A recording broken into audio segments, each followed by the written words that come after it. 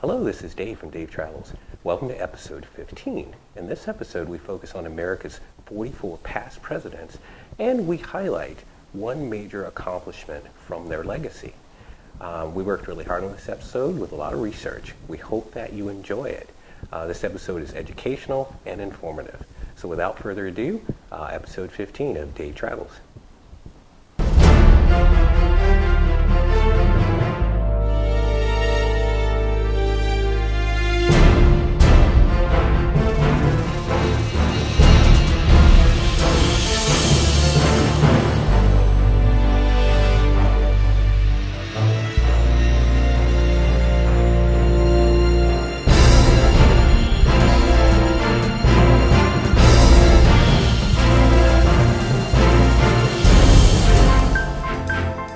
Dave Travels, episode 15, a salute to U.S. presidents. Welcome to the National Portrait Gallery. The National Portrait Gallery is a historic art museum located in Washington, D.C., in the United States of America. Founded in 1962 and opened to the public in 1968, it is part of the Smithsonian Institution. Its collections focus on images of famous Americans. Since America's founding, 44 men have led the United States of America through their 4-year terms. Many have held 2 consecutive 4-year terms for a total of 8 years in office. In this episode, we're going to list all 44 past presidents and highlight one key legacy they left the nation. Without further ado, let's kick this off with number 1. And of course, that's George Washington. Well, he founded the nation. He was the first U.S. president, and he also rejected fancy titles like His Majesty and His Highness. And he set the precedent for a 2-term maximum limit. 8 years is enough for any one person to do this job, he said. Next up, number 2, John Adams. This president forged a lasting peace with France in the year 1800. Number 3, Thomas Jefferson. Most credited for doubling the size of the United States of America with the Louisiana Purchase. It pushed the boundaries past the Mississippi River and opened access to valuable seaports. Number 4, James Madison. He presided over the War of 1812, a conflict that was crucial in creating a truly independent United States of America. Number 5, James Monroe, focused on America's first foreign policy and created the Monroe Doctrine, declaring that we would intervene with any European power that tried to colonize land in the Americas. Number 6, John Quincy Adams. John Quincy Adams looked inside our U.S. borders and focused on improving infrastructure, railroads, and roads that helped a growing nation thrive. Number 7, Andrew Jackson formed the Democratic Party to defeat his longtime rival, John Quincy Adams. He created the 2-party system that's still in practice today. Number 8, Martin Van Buren was the first U.S.-born president and also the first self-made man to become a U.S. president. He forged the path for many other non-elites to follow. Number 9, William Henry Harrison. Only served as a president a month before his death. Harrison was most remembered for his presidential campaign, the down-home man of the people. That campaign tactic still works today. Number 10, John Tyler was the first vice president to ascend to the presidency, setting the precedent for the future. Number 11, James Polk created many lasting institutions, including the U.S. Naval Academy, the Smithsonian Institution, and also created the first postage stamp. Number 12, Zachary Taylor, once a slaveholder who turned around to be a lighting voice for abolition, and in the process brought California into the United States. Number 13, Millard Fillmore, led the expansion of trade into the Far East, and also helped resolve many world conflicts before they got out of control. Number 14, Franklin Pierce, the first president to have a full-time bodyguard.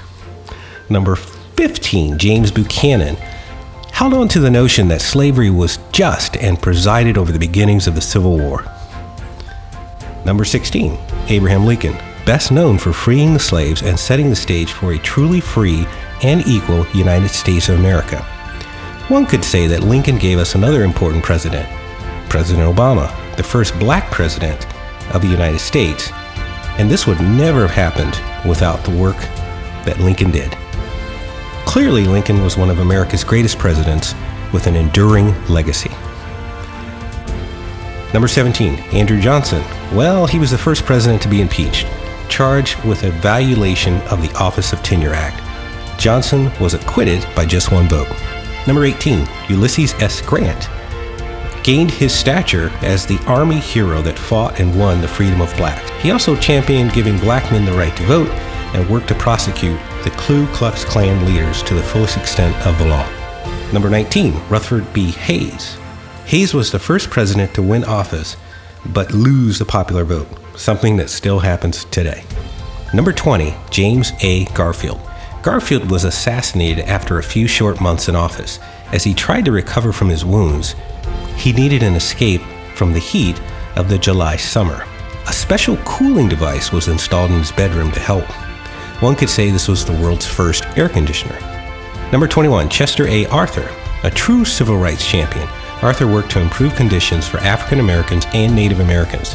He raised the level of accessible education for both against a mostly racial Congress. Number 23, Benjamin Harrison, best known for the Sherman Antitrust Act, designed to protect consumers from cartels and monopolies, and is still an important and actively used legislation today. Number 25, William McKinley, presided over the change of the century from the 19th to the 20th. Also brought new territories into U.S. control, including Hawaii, Puerto Rico, Guam, and the Philippines. Number 26, Theodore Roosevelt, at age 42, was the youngest president to take office, most remembered for his charisma that he used to put the presidency back on the level of stature it is today. Number 27, William Howard Taft, the only president who has also served as Chief Justice of the Supreme Court after his term in office. Number 28, Woodrow Wilson. Wilson presided over World War I, the deadliest conflict that was unprecedented at the time. Number 29, Warren G. Harding signed the peace treaty that ended U.S. involvement in World War I, and also was elected with the help of women gaining the right to vote. Number 30, Calvin Coolidge, was the only president to be born on July 4th, the nation's birthday. Coolidge also signed the Indian Citizen Act, giving full rights to all Native Americans. Number 31, Herbert Hoover presided over the Great Depression, the worst economic crash of all time. Hoover worked tirelessly to bring the country back, providing jobs via public works and higher taxes on the rich. Number 32, Franklin D. Roosevelt led us out of the Great Depression, but also brought us into World War II. His powerful leadership stands today as the only president elected to more than 2 separate terms. Number 33, Harry S. Truman. Truman brought peace and new prosperity after World War II, but immediately had to preside over new wars, the Korean War and the Cold War. Number 34, Dwight D. Eisenhower, a 2-term president who ended school and military segregation. His famous quote was, "There must be no second-class citizens in this country." Number 35, John F. Kennedy. JFK was the first Catholic president, the first president to win the Pulitzer Prize. He had presided over the Cuban Missile Crisis and the Civil Rights Movement. These were 2 extremely important events in our American history. Number 36, Lyndon B Johnson. Ascending to the presidency after JFK's assassination, he continued to focus on civil rights and signed the Civil Rights Act of 1964. He also signed the Voting Rights Act that ended discrimination in voting and named the first black Supreme Court Justice, Thurgood Marshall. Number 37, Richard Nixon helped end the Vietnam War and establish the Environmental Protection Agency and presided over the first moon landing, before being impeached by the Watergate scandal and resigning the presidency.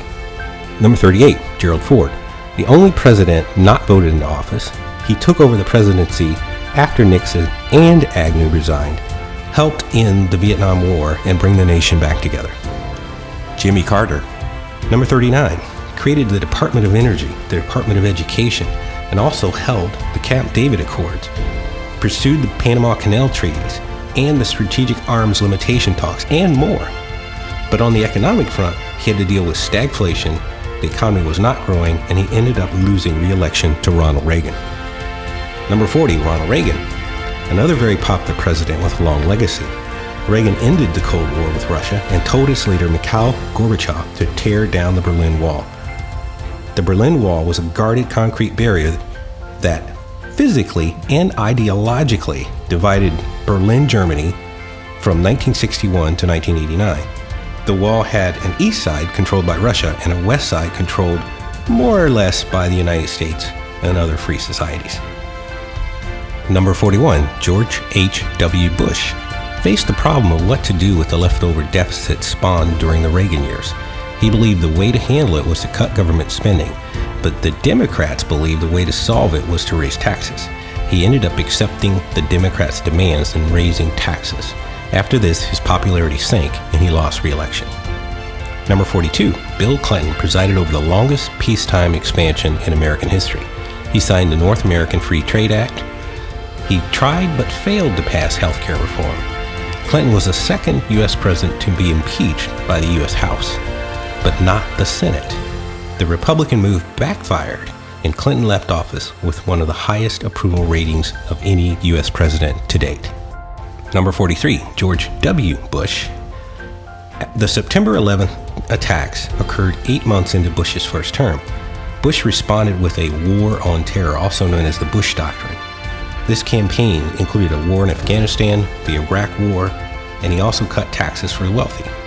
He signed the Patriot Act that also allowed the government to surveil its own citizens. He misstepped in his second term with the handling of the Hurricane Katrina and presided over the second greatest depression and the financial crisis of 2008. Number 44, Barack Obama. Born in Hawaii, Obama was the country's first black president and another popular president in American U.S. history. His presidency was made possible as a direct result of the work of Abraham Lincoln's signing of the Emancipation Proclamation. The Emancipation Proclamation was a presidential proclamation and an executive order issued by President Abraham Lincoln on July 1st, 1863. It changed the federal legal status of more than 3.5 million enslaved African Americans in designated areas of the South from slave to free. As soon as a slave escaped control of the Confederate government by running away or through advances of federal troops, that former slave became free.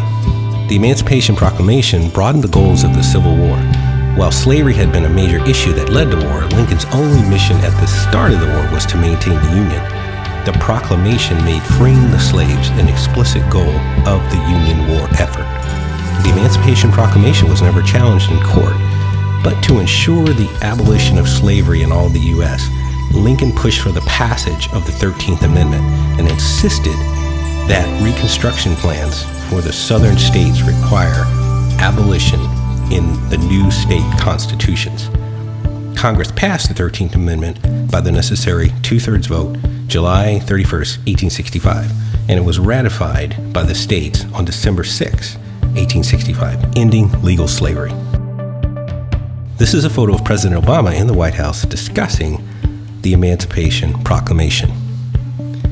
In his first term, Obama signed many landmark bills into law, including the Affordable Care Act, also known as Obamacare, Don't Ask, Don't Tell, Repeal Act of 2010, the American Recovery and Reinvestment Act that saved the economy, Tax Relief, Unemployment Insurance Reauthorization, and Job Creation Act of 2010, and he also signed the Budget Control Act and American Taxpayer Relief Act.